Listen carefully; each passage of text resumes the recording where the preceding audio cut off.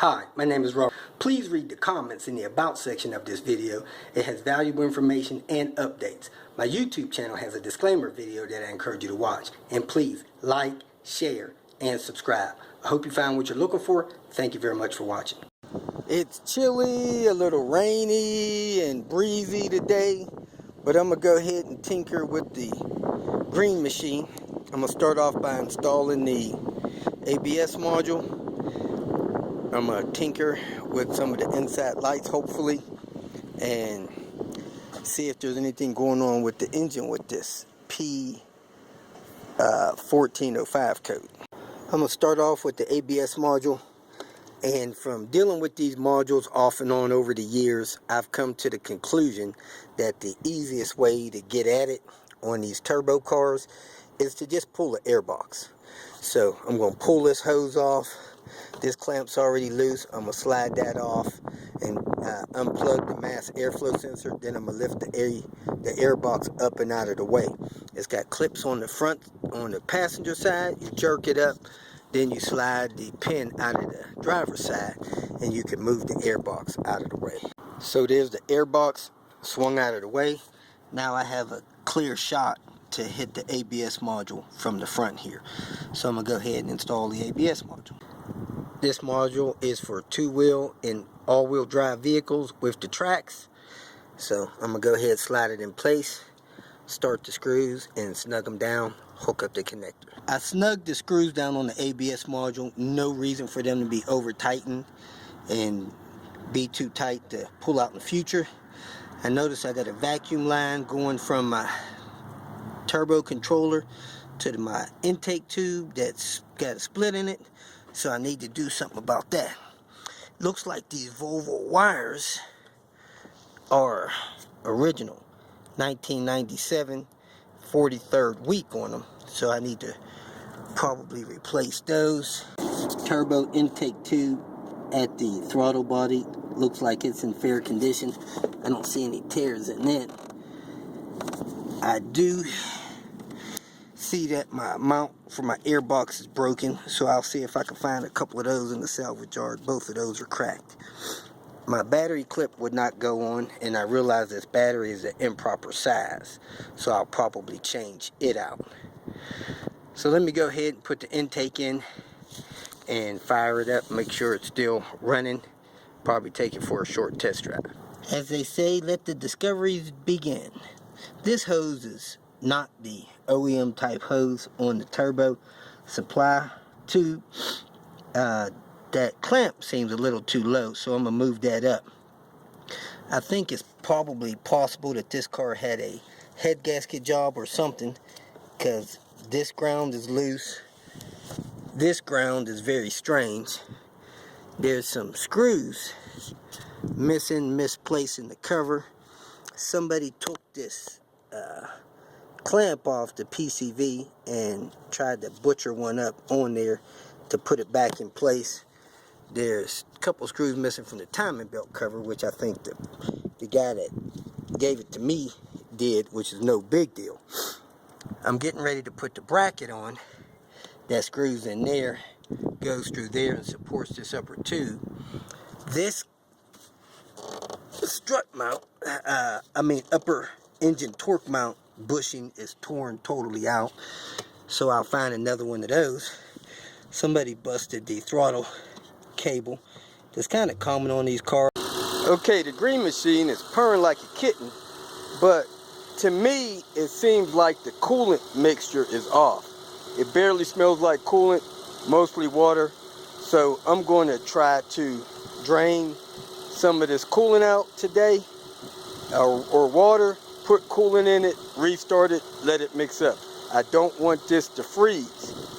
If you don't have enough coolant in your engine, if it freezes, it's going to destroy the engine. So you don't want to pop a freeze plug, crack a block, mess up a thermostat housing, bust a water pump, none of that stuff running straight water.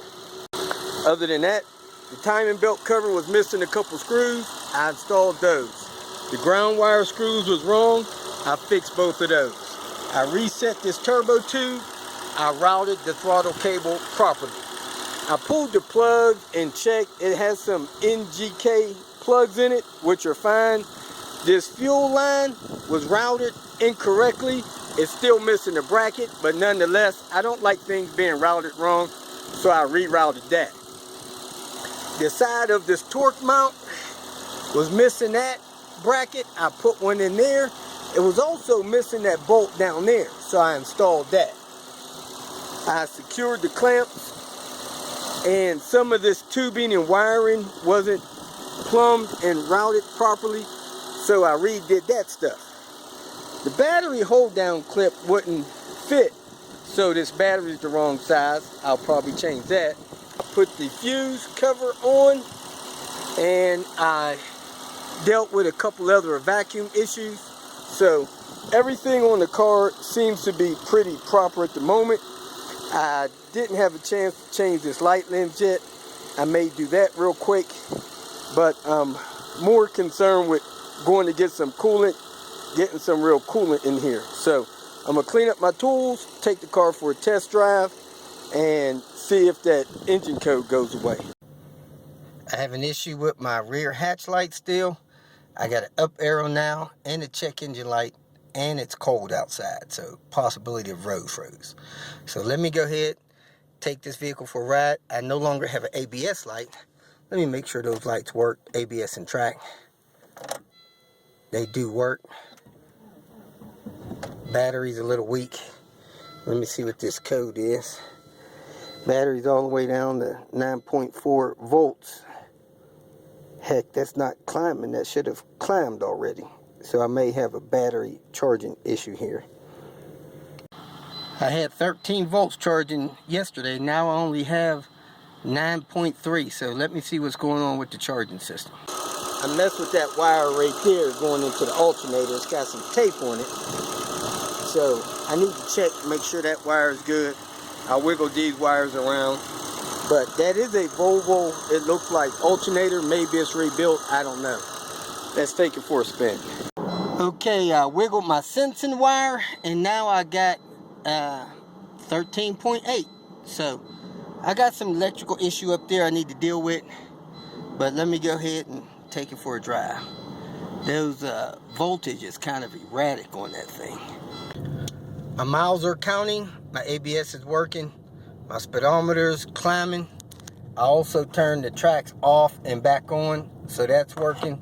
So it seems like my ABS module's going fine.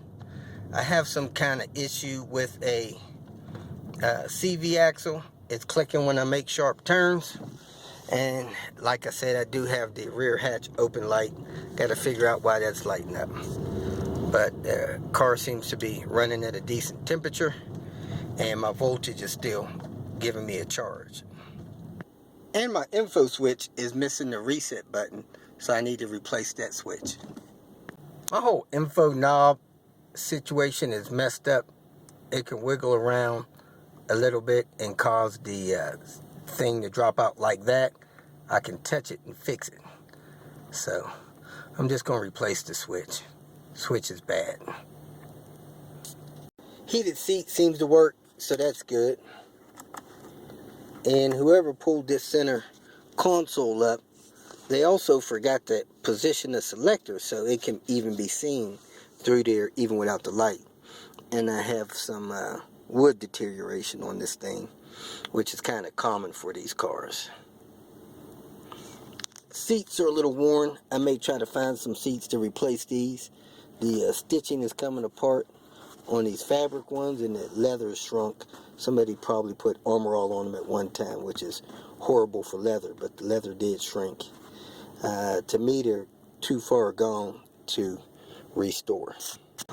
Seems to be smoking a little bit, which I'm not accustomed to on these vehicles, not after it warmed up. So I'm going to drive mine over and see if mine smokes like that. And it smells like coolant a little bit. If you feel that this information was useful, please like it and share it with your social media friends. You can subscribe to my channel so that you will get notifications of future videos that I post. You can follow me on Twitter, and if you need to contact me directly, please visit my website. And if you have any questions, leave them below, and someone or myself will reply to them. Again, thank you very much for watching.